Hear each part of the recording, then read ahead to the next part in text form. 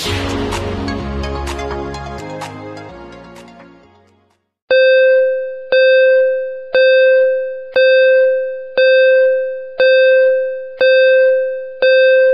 saya hormati Pak Ketua dan semua Wakil Ketua dan anggota dari tim Pansus Guru dan Tenaga Kependidikan Honorer dari DPD RI, Pak Dirjen, Pendis, Prof. Ali Ramdhani, beserta semua tim dari Kemenak. Tadi ini teman saya Pak Zain sudah memaparkan, semoga sehat-sehat Pak Zain, Pak Rohman. Terima kasih Pak. Dan semuanya yang hadir, juga dari tim Kemendikbud ada Bu Irjen, ada Pak Karo BKHM, Bu Karo Hukum, Bu Ses Ditjen GTK, dan semua tim yang tidak bisa saya sebutkan satu persatu.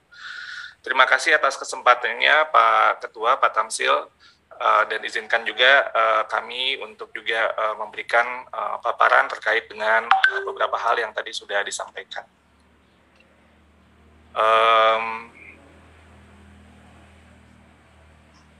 Sudah terlihat ya Pak ya? Pak Zain udah terlihat ya Pak Zain? Nah, udah terlihat Pak. Terlihat jelas Pak. Terlihat Pak. Pak Tamsil. Ya, terlihat Pak. Baik, oke. Ada dua bagian paparan kami, Pak Tamsil. Pertama terkait dengan seleksi guru P3K dan kemudian juga terkait dengan tata kelola guru secara umum, termasuk tadi data-data kebutuhan guru yang juga sudah disampaikan sebenarnya oleh Pak Zain dan Pak Prof. Ali Ramdhani.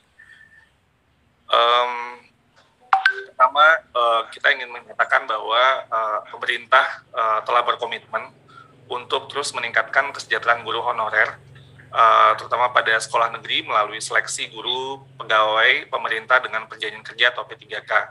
Kita mengharapkan ada peningkatan kesejahteraan dan perlindungan untuk guru-guru kita, lalu juga pada saat yang bersamaan akan memperluas kesempatan mereka untuk peningkatan kompetensi. Rekrutmen yang dilakukan dengan ASN P3K tentunya memperjelas status guru-guru kita sebagai aparatur sipil negara dan akan meningkatkan kesejahteraan dan perlindungan, dan akan mengangkat yang apa yang semuanya kita cita-citakan bahwa profesi guru adalah profesi yang mulia dan terhormat. Lalu kemudian dengan mendapatkan status ASN atau aparatur sipil negara, maka guru-guru akan bisa mendapat lebih banyak untuk meningkatkan program-program peningkatan kompetensi, sehingga ujung-ujungnya semua yang kita lakukan haruslah berdampak kepada peningkatan kualitas belajar anak-anak kita yang ada di sekolah. Jadi ujung-ujungnya semua yang kita lakukan adalah untuk murid-murid kita. Dari ini latar belakang dari kebijakan ASN P3K ini, Pak Ketua dan Bapak Ibu semua, kami melakukan sebenarnya analisis dari awal ya, dari akhir tahun 2019 lalu di awal 2020 untuk melihat permasalahan dari tata kelola supply dan demand guru-guru kita secara nasional. Dan ini memang sebuah kondisi yang sangat tidak optimal. Tidak terjadi sebuah mekanisme yang cukup balance antara kebutuhan guru, kebutuhan rekrutmen guru dengan supply guru. Jadi ketika ada guru yang pensiun tidak langsung diganti oleh gurunya, sehingga kemudian proses rekrutmen yang tidak optimal ini mengakibatkan sekolah kekurangan guru, dan sekolah harus merekrut guru secara mandiri dengan dana mereka, terutama dengan dana BOS. Dan inilah yang kemudian menjadi guru-guru honorer yang jumlahnya ketika kita melakukan penghitungan, dan ini kita mengambil langkah ini bukan karena ada tekanan politik, tapi kita ingin menyelesaikan masalah yang sudah menahun, itu 742.000 guru honorer yang ada di sekolah negeri. Sedangkan kebutuhan guru ketika kita hitung berdasarkan jumlah murid dan sesuai dengan aturan dari kurikulum kita, itu kita butuh seperti yang tadi Pak Ketua sampaikan, 1.002.616 guru yang sebenarnya kita butuhkan. Artinya itu pun juga sebenarnya tidak cukup untuk mengatasi jumlah guru honorer yang ada, tidak cukup untuk mengatasi semua kebutuhan guru kita. Jadi ini kondisi supply dan demand yang sudah lama sekali tidak terjadi secara optimal.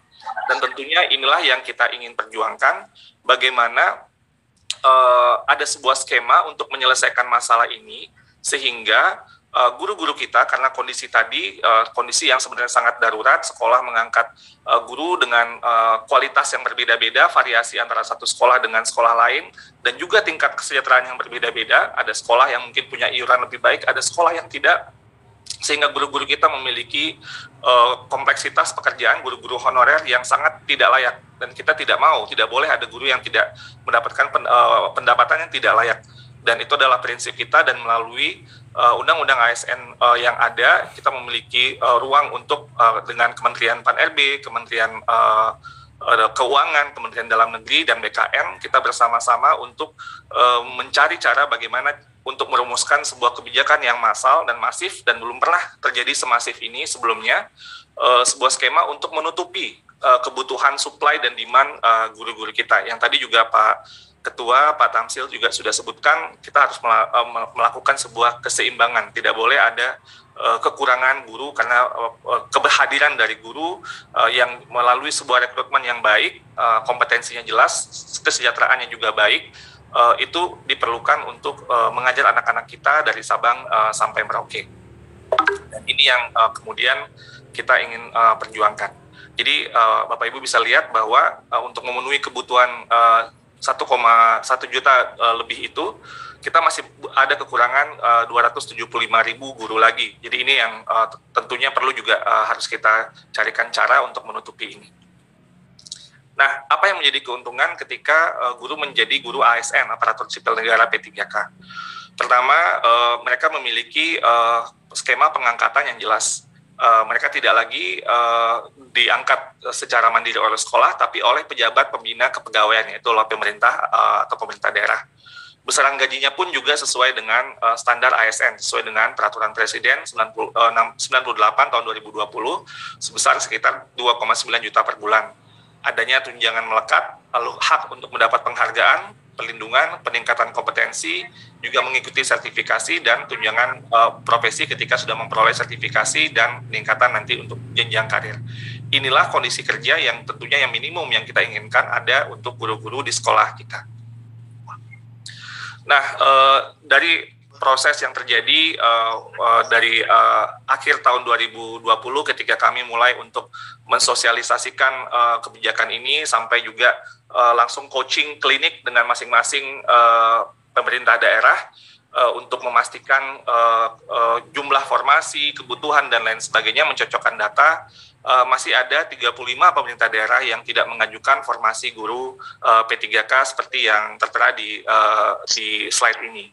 Dan ini tentunya kita ingin dorong, jadi ada beberapa yang kita sudah menemui langsung kepada pemerintah, baik provinsi maupun kabupaten kota. Ternyata memang terjadi banyak kesalahpahaman, sehingga ketika sudah kita diskusikan, kita temui lagi, ternyata mereka sangat berkomitmen untuk mendorong, dan tentunya ini mohon bantuan dari Bapak Ibu DPD untuk mendorong semaksimal mungkin formasi guru kita, sehingga anak-anak kita bisa mendapatkan pembelajaran yang baik, dan kondisi pelayanan pendidikan yang juga baik.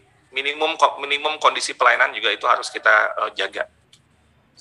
Nah, walaupun dengan semua dinamika yang terjadi dalam tahun 2021 ini, skema ASN P3K tahun ini merupakan sebuah rekor, sebuah prestasi formasi yang terbesar dari beberapa tahun terakhir ini. Bisa dilihat dari data yang ada di tahun 2017 itu hanya 6.000 sekian, 2018, 2019 itu sekitar 77.000 dan 90.000, dan di tahun 2021 ini meningkat 5 kali lipat lebih, mungkin 5,5 kali lipat dari tahun 2019. Dan kita tentunya harapkan di tahun depan dengan semakin membaiknya komunikasi dan dorongan semua pihak, tahun depan kita akan lengkapi semua kebutuhan baik dari guru-guru dari Kemendikbud maupun Kemenak, sehingga sekali lagi ini akan bisa membuat sebuah kondisi pembelajaran yang lebih baik. Pada saat ini juga kita ingin melakukan sebuah sistem yang demokratis, di mana semua guru honorer dapat mengikuti seleksi. Jika mereka mengajar di daerah tanpa yang tidak ada formasinya, mereka tetap masih bisa ikut dan mendaftar untuk misalnya untuk daerah lain jika mereka menginginkan, dan itu bisa dilakukan. Dan kalau sudah melewati passing grade, mereka tidak dapat formasi sekarang dapat menggunakan nilai tesnya asal mereka lulus secara administrasi ya, layak untuk secara administrasi, mereka bisa untuk menggunakan nilai hasil tes tersebut untuk tahun selanjutnya. Sehingga sekali lagi tadi jumlah formasi itu sebenarnya melebihi dari jumlah guru yang existing honorer yang ada di sekolah negeri saat ini. Jadi sehingga sebenarnya kesempatannya tentunya sangat besar gitu ya, tapi memang perlu untuk melakukan sebuah sistem seleksi sesuai dengan undang-undang yang berlaku.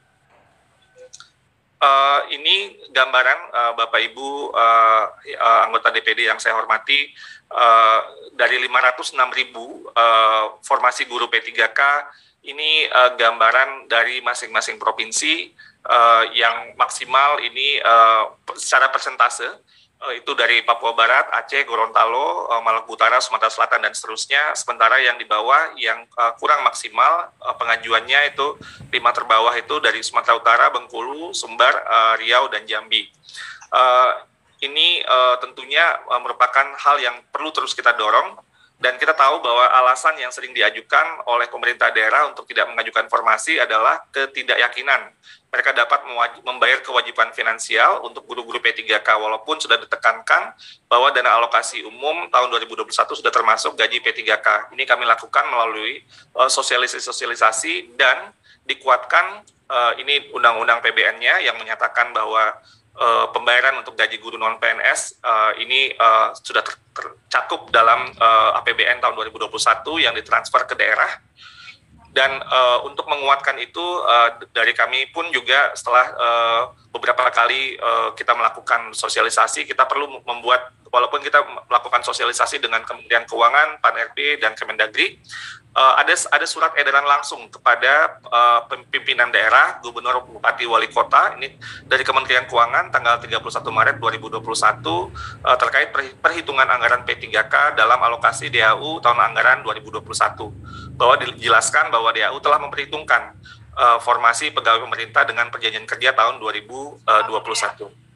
Ini juga dikuatkan surat edaran dari Kemendagri, kalau tadi dari Kementerian Keuangan, dari Direktorat Jenderal Perimbangan Keuangan, dari Kemendagri, dari Direktorat Jenderal Bina Keuangan Daerah, langsung kepada gubernur dan bupati wali kota di seluruh Indonesia, terkait dengan penyediaan anggaran belanja gaji dan tunjangan P3K dalam APBD tahun anggaran 2021.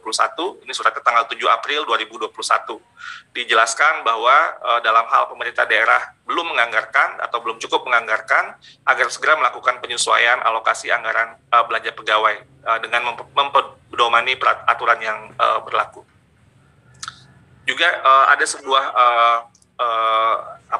sebuah data dari dana alokasi umum yang tahun-tahun sebelumnya, karena kita tahu salah satu kendala yang tadi supply dan demand yang tidak terjadi secara seimbang, sebenarnya ada plafon gaji guru-guru yang pensiun yang tidak dimanfaatkan kembali untuk pembayaran gaji karena rekrutmen tidak terjadi secara optimal. Jadi kalau kita lihat, ini garis yang biru adalah jumlah guru yang pensiun, ini data dari 2012 yang saya tampilkan. Guru yang pensiun terus naik di garis yang biru, sedangkan guru yang direkrut di garis yang hijau itu terjadi tidak sama, tidak setara. Sehingga ada ruang fiskal sebenarnya dari alokasi gaji yang ada sebelumnya dari guru-guru yang pensiun yang kemudian tidak dimanfaatkan untuk pembayaran SDM atau gaji di tahun itu dan tahun-tahun sesudahnya. Jadi ruang fiskal ini sebenarnya ketika kita tahu secara APBN terus naik, maka transfer pendidikan yang 20% secara konsisten itu juga tetap dan akan naik, dan itu sebenarnya ruang fiskal pun itu ada. Dan kalau kita lihat juga sebelum tahun 2012 ini juga ada gap antara guru yang pensiun dan atau guru yang direkrut sekitar 750.000. Tapi ini data yang saya tampilkan 2012 saja dari sekitar 9 tahun terakhir, 9-10 tahun terakhir, yang bisa mungkin jadi catatan juga bagi kita semua.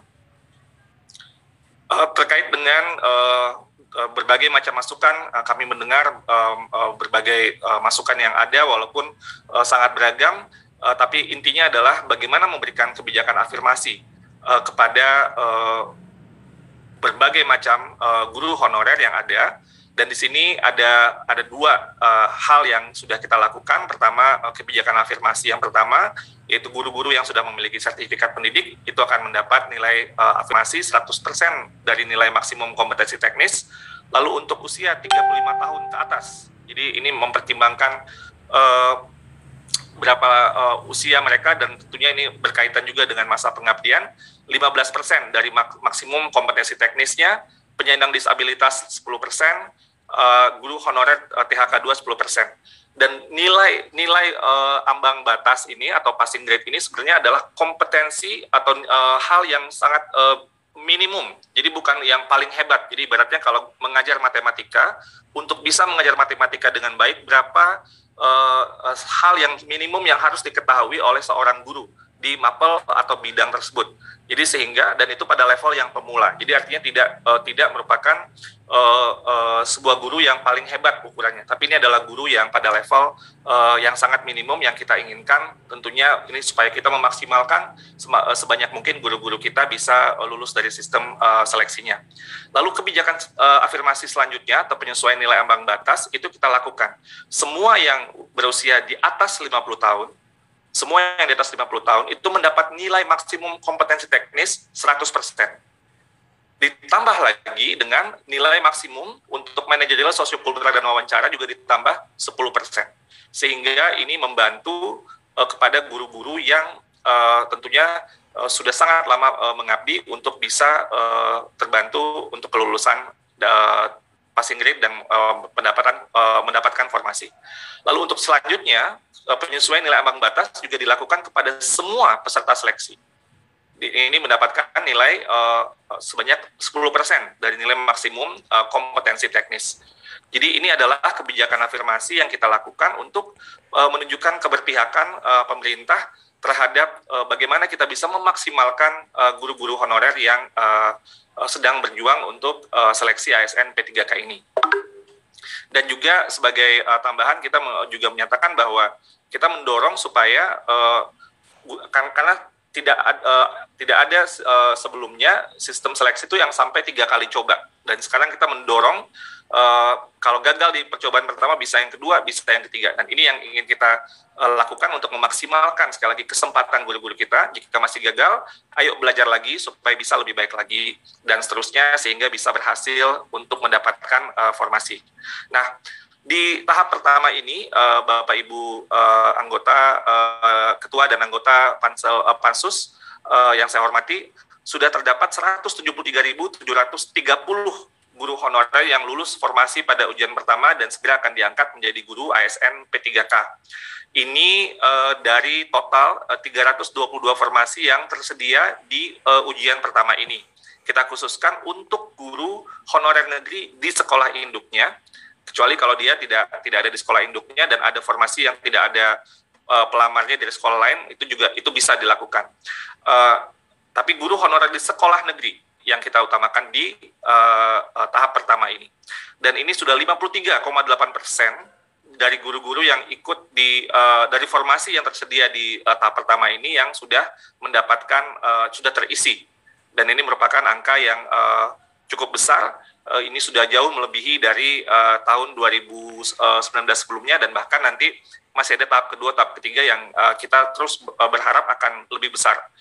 Nah, pada ujian pertama ini masih ada sekitar 183 formasi yang masih kosong. Ini di daerah-daerah yang terpencil seperti di Nias, Halmahera Utara, Barito, Timur Tengah Selatan, Halmahera, Maluku Barat Daya, Halmahera Barat, Selatan, Nias, dan sebagainya. Ini merupakan daerah-daerah yang masih banyak sekali formasi yang kosong karena memang guru yang ada di situ mungkin tidak ada atau mungkin tidak linear dengan formasi dengan yang dibutuhkan oleh sekolah tersebut. Sehingga nanti di tahap kedua formasinya akan lebih banyak lagi.